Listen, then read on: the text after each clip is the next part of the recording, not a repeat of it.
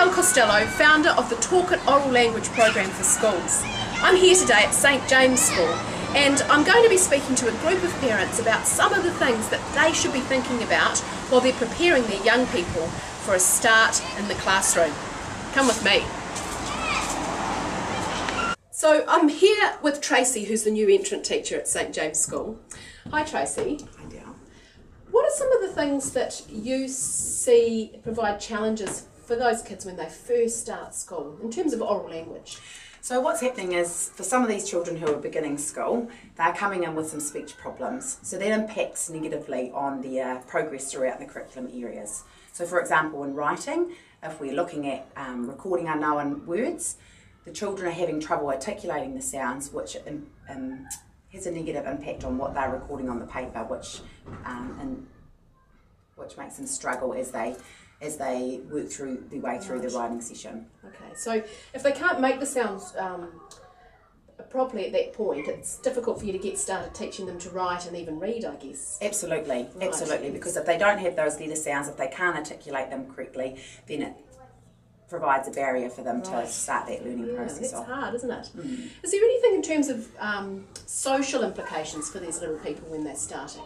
Some of the children, as they're coming in, they know that they don't speak the same as other people, so they're quite reserved, or other children, which makes them quite reserved, and also it stops them from contributing to the learning that we do in the classroom, so they're reluctant to share in discussions. Yeah. The flip side to that is some of these children don't realise they have a problem, so when they're trying to communicate their ideas, they're really feeling frustrated and in terms of them sharing their ideas. I've got a lovely group of parents here today who have some new people starting school very shortly, is that right? That's true. Yeah, fantastic. So thank you so much for coming. Well, in terms of what we've identified, there are basically 4 key things that good oral language skills give us. The first is literacy, because what we know is the progression is talk, read, write. And if you've got kids who are starting school having trouble talking or communicating, that journey onto reading and writing can be really challenging. And a lot of new entrant teachers tell us that some kids are arriving at school with what they would say an oral language level of a 3-year-old. So you imagine being that new entrant teacher, and these kids really don't have that language, and it's hard for them to get started on their literacy journey, so that's really important. The second thing is about thinking skills. And in schools these days we teach thinking as an explicit model, and it's really exciting. But thinking is about talking and mulling over our ideas and listening to other people and sharing those concepts. And if we're held back there, that makes it really difficult for us too. The third thing, building positive relationships. And we know how important that is. And the fourth thing is about citizenship. And it's one of the things that I'm really passionate about. Because I think that if we've got kids and ultimately adults who can solve problems through talking, a lot of the problems are prevalent in our society. So it's a really good thing for us to start to do some focusing on. So, what I want to tell you today, that there are 4 key areas. You know, everything's kind of broken down. The first one, I'm just going to show you here, clarity. Okay, so clarity is what we call a key competency of oral language. Now what that basically means is fitness. Does our mouth work enough to get the sounds to come out well? Are we opening our mouths when we speak? Are we able to use our tongue to make sounds? Or are we just our mouths free and just sitting down here like this? You know, are we modelling those sorts of things to our kids as well? With clarity, we see a lot of substitution issues. So we see lots of kids who think about things and then they come to write. So what's the first letter that goes down on the page there? It's an F. Yeah. Well, it's not a big deal. It's just another thing that they have to kind of overcome. In terms of clarity too, what can tend to happen is if your child is struggling to get their messages across, the teacher spends a lot of time decoding what their needs and wants are.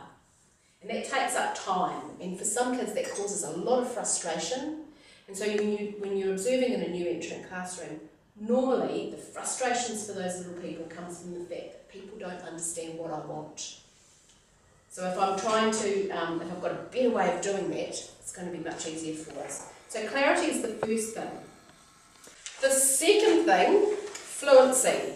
Well, basically, what it means is I've got an idea in here, and it's going to come out, I trust that it's going to come out the way that I want. So, all of us here probably have had the situation, maybe you're at a meeting or something, and you had something to say, but you missed your chance. When you feel that frustration, thinking, oh, I wanted to say that, or I should have said something. And it's that confidence to know that when you open your mouth, you're not going to sound like a clown, that your ideas are going to come out. Lots of great things that you can do at home as well in terms of fluency. Naming things, talking to your kids about what things are around them, and then asking them to tell us again. Having the opportunity to get stored things out of our brain, out our mouth. Okay, fluency, clarity. Then what we do is we break oral language in the school classroom into two chunks. The first is informal oral language, and that's all the things to do with, here we go, informal skills. All the things to do with talking, chatting, discussions. So, what are we seeing? We are seeing kids who can't ask a question. So I might go up to you, I've got a problem, my pen's broken. Is it a question? No. But what are you going to do about it? You probably take it and fix it for them. So getting them to understand what a question is. Oh, so your pen's broken, that's bad luck. And getting your kids to rephrase and say, hey, I've got a problem, could you fix my pen for me? Or could I have another pen? Entering into a discussion and a conversation about the problem is a really good way to start them thinking as well. So it might be, well, what's the problem? What do you think I could do to help you? So they're having to come up with possibly the solution. Answering the telephone in a polite way. These days you can do lots of great things with Skype and technology. Are they talking to people? Are they able to have a conversation via that? It's a great way to do things. Do they know their full name? Do they know their address? Do they know their phone number? Those sorts of things are really important because it starts to give them a sense of belonging, and there are things that are unique to them that they can talk about. What about if you have a chatterbox? Anyone here have a chatterbox? Yes? Oh, it's in there now. Chatterbox can be just as challenging in terms of oral language, and it's like this constant, talking all the time.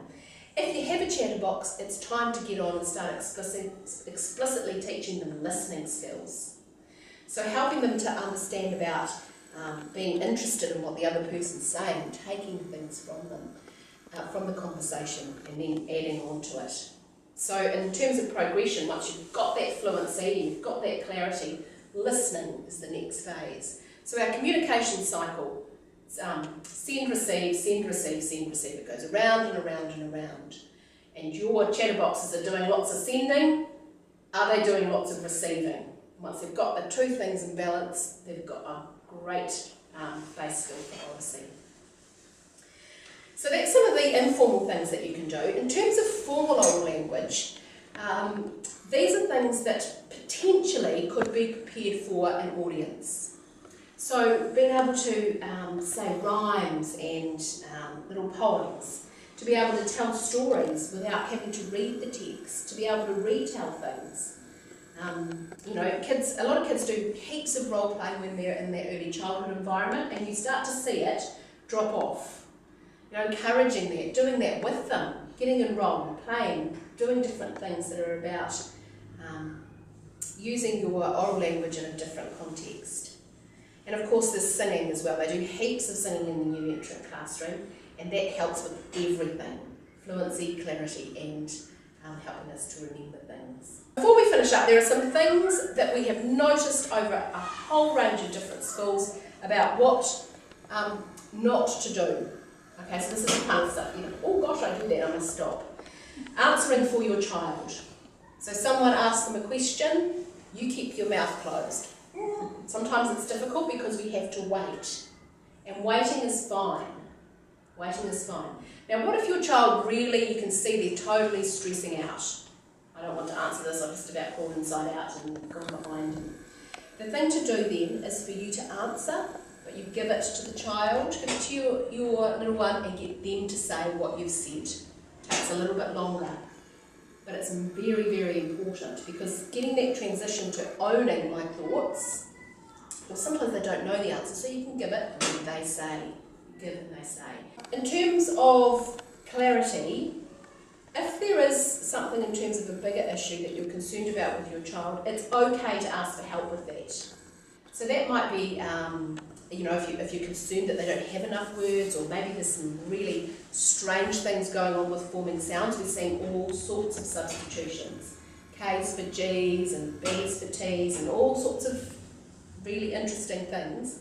And if you instinctively think this is a bit of a problem, go to your teacher and ask for the help, because there is support there. Just get them over that little hurdle. We do it with reading, why not oral language? So for all of you that are preparing your young people for a start at school, don't forget about the competency of oral language. Today we've talked about some great things that are going to be really helpful to getting things off to a fantastic start.